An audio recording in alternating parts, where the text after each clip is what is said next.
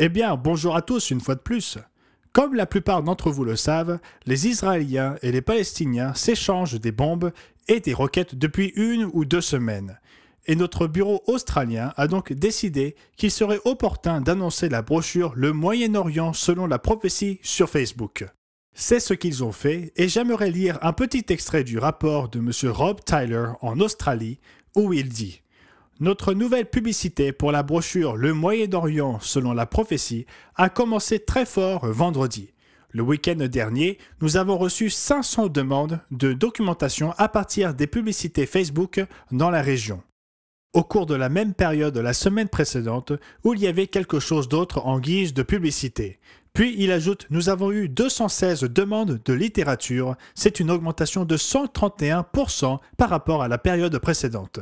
Et notre coût moyen par réponse pour les publicités Facebook dans la région est actuellement de 80 centimes par réponse. Et c'est, j'en suis sûr, la monnaie australienne, qui est, je ne sais pas, environ 2/3 de ce que le dollar américain est, quelque part dans ces eaux-là. Nous faisons l'annonce dans les pays suivants, Australie, Nouvelle-Zélande, Malaisie et Thaïlande. Et nous venons d'ajouter Singapour, Tonga et Samoa à notre campagne Facebook. C'est la première fois que nous pouvons faire de la publicité dans ces pays depuis des décennies. Et nous avons également des réponses très encourageantes de ces régions. Donc les statistiques sont faibles. Vous savez, parfois, les gens vont rapporter des pourcentages et les pourcentages peuvent être très trompeurs parce que vous pouvez avoir une augmentation de 100% si vous passez de 2 à 4. Nous voulons être ouverts avec nos membres et les autres.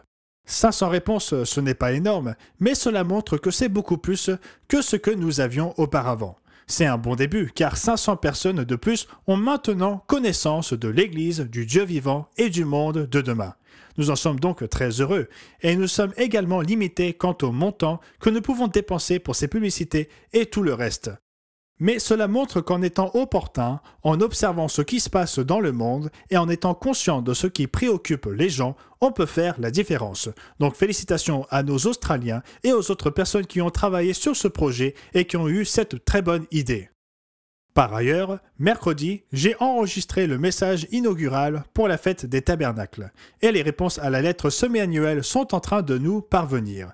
C'est là que nous proposons le DVD contenant les vidéos des points de vue, 15 points de vue en anglais sur un DVD. Les membres devraient le recevoir automatiquement. Vous n'aurez pas à le commander, vous devriez le recevoir de toute façon. J'ai souhaité prendre un peu de temps ici pour raconter une mésaventure qui est arrivée à M. Mario Hernandez. Comme vous le savez, le week-end dernier, c'était le dimanche de la Pentecôte. Et donc, un certain nombre de nos ministres étaient en déplacement. Dr. Wannell était à Dallas, au Texas, où il a ordonné 2 personnes. M. Ames était à Asheville, en Caroline du Nord. Wallace Smith était à Minneapolis, au Minnesota. Christian Orrego est allé au Mexique. Et M. Hernandez s'est rendu au Salvador. Afin de voyager, M. Hernandez devait subir un test Covid dans les 72 heures précédant le vol. Il est donc allé faire un test Covid et a reçu un certificat indiquant que le test était négatif. Il s'est donc rendu à la compagnie aérienne, en l'occurrence Delta Airlines. Il leur a montré le passeport et le certificat et lui ont dit que tout était en règle. Il s'en est allé, a pris l'avion pour se rendre à Atlanta, et même scénario à Atlanta, ils lui ont réclamé son passeport. Il est obligatoire d'avoir un passeport lorsque vous vous rendez dans une zone internationale, le Salvador étant le dernier vol. Et donc, ils voulaient s'assurer qu'il avait bien un passeport, et lui ont également réclamé un certificat montrant qu'il détenait un test Covid négatif dans le laps de temps imparti. Il leur a donc montré le certificat. Il a pris l'avion et arrivé au Salvador où ils lui ont dit que le type de test qu'il avait fait n'était pas valable sur le territoire. La compagnie aérienne devrait savoir tout ça quand elle transporte des passagers vers ses destinations, mais peut-être qu'elle ne le savait pas elle-même. Et le résultat final est qu'ils l'ont refoulé et qu'il a dû se dépêcher de remonter dans l'avion pour revenir à Atlanta et finalement atterrir à Charlotte. C'est donc le genre de mésaventure que l'on traverse parfois quand on se rend à l'étranger, surtout dans les pays émergents.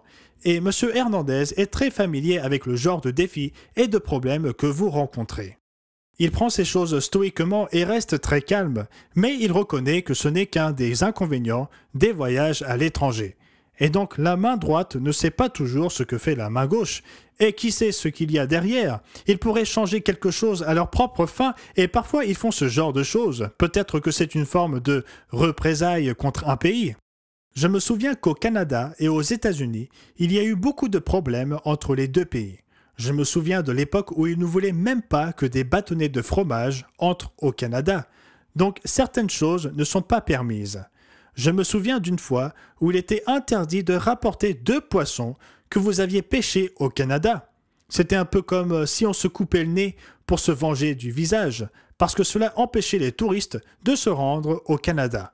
Mais toutes sortes de conflits vont et viennent entre les pays et nous, aux États-Unis, sommes tout aussi coupables que tous les autres pays à l'égard de ces choses. Je ne sais donc pas pourquoi M. Hernandez a été refoulé, mais il l'a été. Il est rentré sain et sauf et a pu faire un sermon pour la Pentecôte par le biais d'Internet ou en streaming. Donc voilà, c'est l'essentiel des nouvelles. J'espère que vous lirez le bulletin d'information de cette semaine, car il contient des informations importantes concernant le port des masques et ce que nous allons faire à l'avenir. Il y a aussi un rapport très intéressant de M. Paul Shumway sur certaines choses qui se sont passées dans la congrégation de Barbade lors d'une visite de police du Covid, si l'on peut dire. J'espère que vous le lirez.